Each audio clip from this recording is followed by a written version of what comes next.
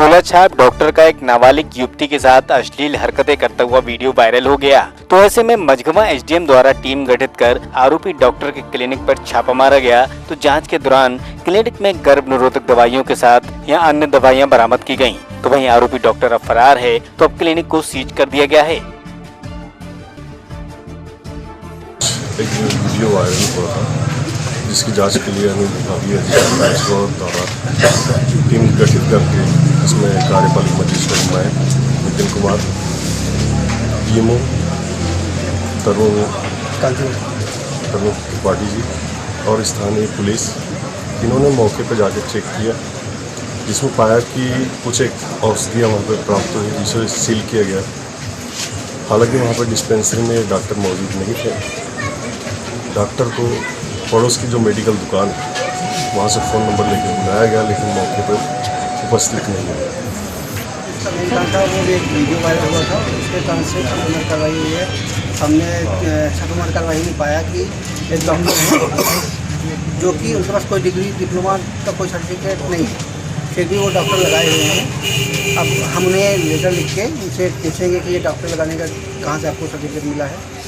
और उसके अंदर अपन ने क्लिनिक में पाया कि वहाँ पर कई प्रकार के injection, diclofenac injection, amikacin, alpha beta arteether, malaria के इंजेक्शन और गर्भपात कराने की गोलियों के रैपर भी मिले। किए हुए injection alpha beta आर्टिथर, यागो, amikacin, antibiotic के इंजेक्शन और गर्भपात की गोलियों के रैपर मिले, जिनको हमने सील पैक करके पुलिस ऑफिसर को दे दिया है।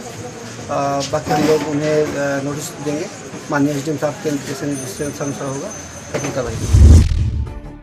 गुरु नानक देव जी का प्रकाश पर्व समूचे देश में उल्लास के साथ मनाया गया। तो बलरामपुर के उतरौला में गुरु के 550वें प्रकाशोत्सव पर सिख समुदाय द्वारा सर्वधर्म संभाव संदेश यात्रा बहराइच से चलकर उतरौला पहुंची, जहां सभा के ज्ञानी के साथ उतरौला विधायक ने यात्रा का फूलों से स्वागत किया। तो वहीं जुलूस की शक्ल में इस यात्रा का श्यामा प्रसाद मुखर्जी चौराहे से मेन रोड पर ज्वाला मेहरानी मंदिर के साथ जगह जगह यात्रा का स्वागत हुआ। तो विशाल टॉकीज पर आकर ये यात्रा समाप्त हुई, जिसमें सभी संप्रदाय के लोगों ने बढ़ चढ़कर हिस्सा लिया। तो इस दौरान महिलाओं ने संगीत के साथ नाचते गाते यात्रा में शिरकत की।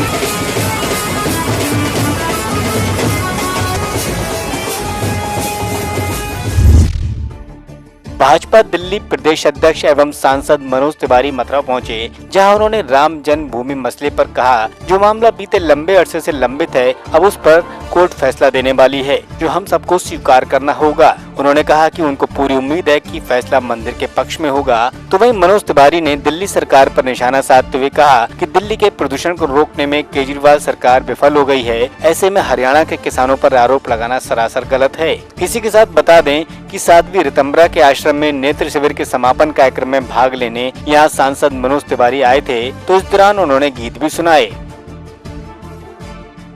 देखिए, हम सबको धन्यवाद देना चाहिए सुप्रीम कोर्ट को कि उन्होंने वर्तमान चीफ जस्टिस साहब को और 5 सदस्यीय जो बेंच है, उन्होंने बड़ी तेज़ सुनवाई करके सुनवाई को पूर्ण कर दी है।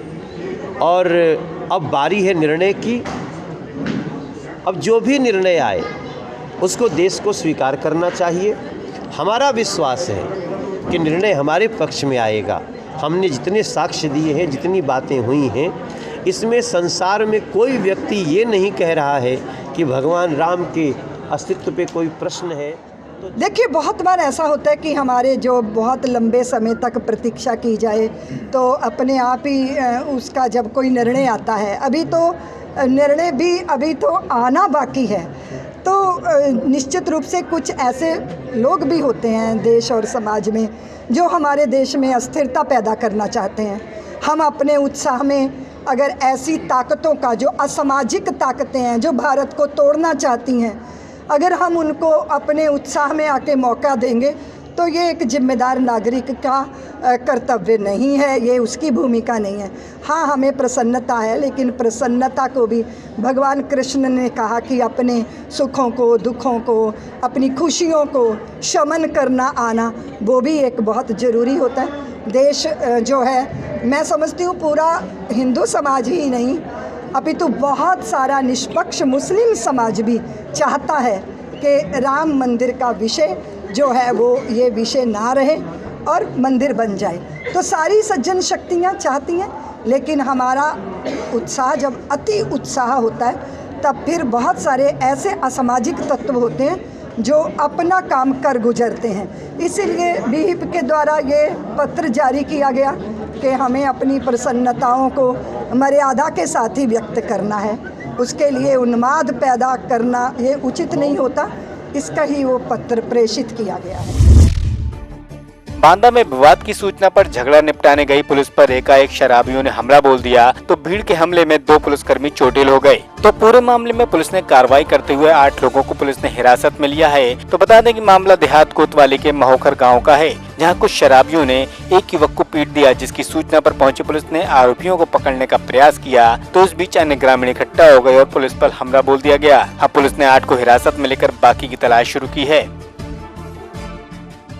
देखिए, रात में 100 डायल पर एक सूचना आई कि कुछ लोग शराब पीकर दौड़ रहे हैं किसी कार्यक्रम में।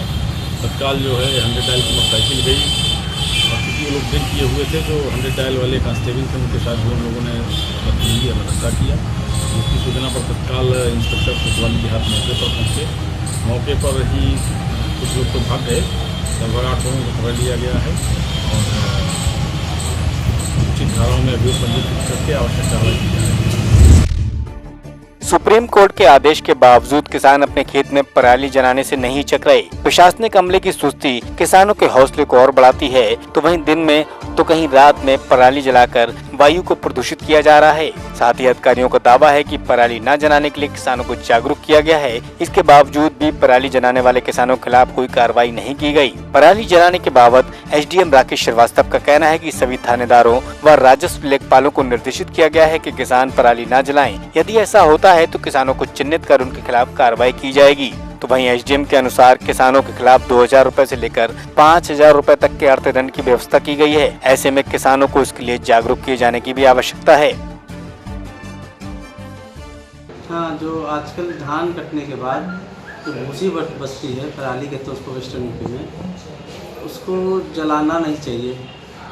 उसको आप जानवरों के लिए यूज कर लीजिए या उसी खेत में ही डाल दीजिए, खाद बन जाए। उसको जलाने के बहुत सारे नुकसान हो रहे हैं जो हम आज के ज़माने में झेल रहे हैं। इससे धुंध बन जाते हैं, स्मोक बन जाता है, जो कि सांस के रोगों के लिए बहुत खतरनाक है। छोटे बच्चों के लिए बहुत खतरनाक है। सांस के रोगी दिन ब दिन बढ़ते जा रहे हैं, इससे उनकी संख्या भी बढ़ती जा रही है और एलर्जी की कंडीशन बढ़ती जा रही है शरीर में, इससे जो कि खतरनाक भी है। आँखों में जलन वगैरह होती है? आँखों में जलन सेकेंडरी चीज़ें हैं उनसे, लेकिन सांस के रोगों के लिए बहुत ख़राब है। एलर्जी की संभावना बढ़ती जा रही है लोगों में। पराली जलाने में और प्रदूषण के बारे में जो है कि क्या कार्रवाइयाँ हो रही हैं, क्या कैसे इस पर नियंत्रण किया जा रहा है।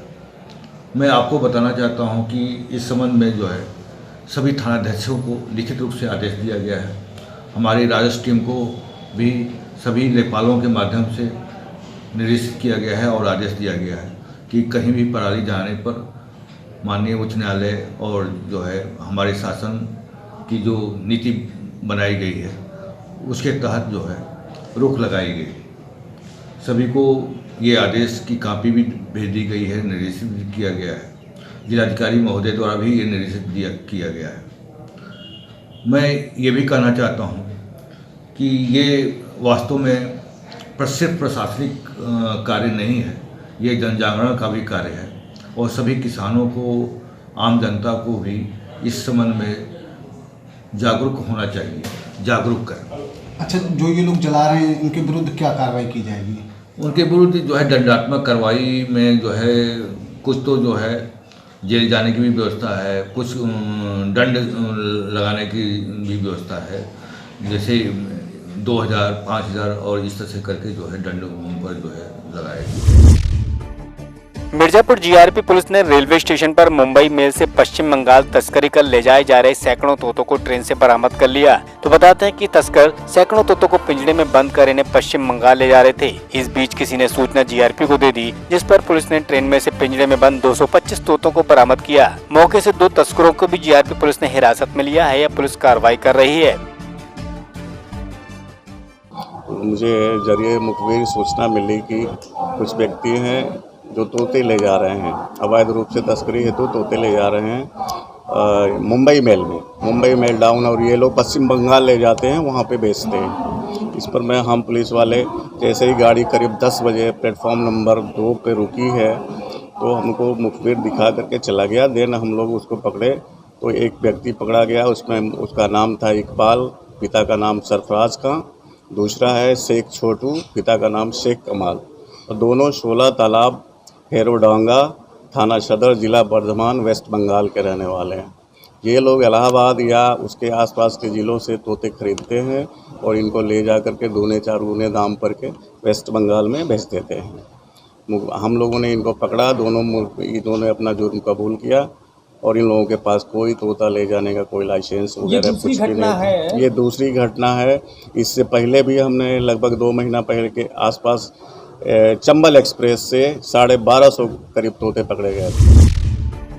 मिर्जापुर से 70 किलोमीटर दूर स्थित बड़े गांव में बेचूबीर बाबा के लगने वाले मेले की तैयारियां जोरों पर हैं। श्रद्धालुओं का मेले में आना अभी से शुरू हो गया है। तो वहीं यहाँ मेले की बात हम करने जा रहे हैं। तो बता दें कि यहाँ इस मेले में भूत प्रेत बाधा से मुक्ति के लिए यहाँ लोग आते हैं। तो कई लोग तो यहाँ संतान प्राप्ति की कामना के साथ यहाँ पहुँचते हैं। वहीं श्रद्धालुओं की सुरक्षा व्यवस्था यहाँ भगवान भरोसे रहती है, लेकिन प्रशासन द्वारा भी खासा इंतजाम होते हैं। तो साथ ही सैकड़ों वर्षों से ये मेला इसी तरह चला आ रहा है। अरोला बाजार से 15 किलोमीटर दूर स्थित बड़े गांव में जहां बाबा बेचूबीर का मेला लगता है, तो बेचूबीर बाबा के मंदिर के साथ आसपास के क्षेत्र को साफ सफाई से रौनक किया जा रहा है। तो वहीं दुकानें लगना भी शुरू हो गई हैं। इस मेले का अब जायजा लेने यहाँ पूर्व जिला पंचायत सदस्य पंकज उपाध्याय भी पहुँचे। तो उन्होंने मंदिर के पुजारी से मेले की जानकारी ली।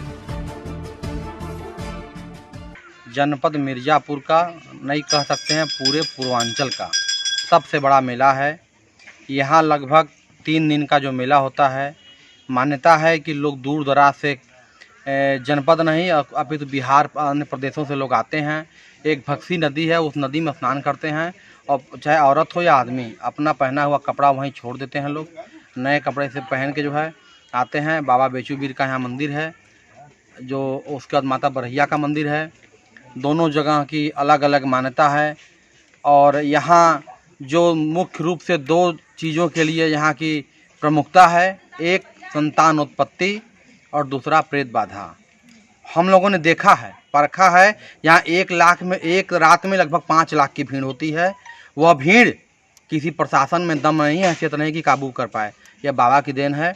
और पूरी भीड़ लहरते हुए चलती है, एक दूसरे को शरीर को स्पर्श करते हुए। और तमाम लोगों को हमने देखा। एक मऊ जनपद के पिछली बार एसडीएम आए थे, उनकी लड़की थी, वह पूर्ण रूप से जरूर प्रेत बाधा उसके ऊपर था, लेकिन बाबा के चौरी पे आने के बाद उसको शांति मिली और अगले दिन आकर वो अगले साल पूजा पाठ भी किए थे। हम लोग जानते हैं उनको। तो यहाँ प्रेत बाधा की प्रमुखता है।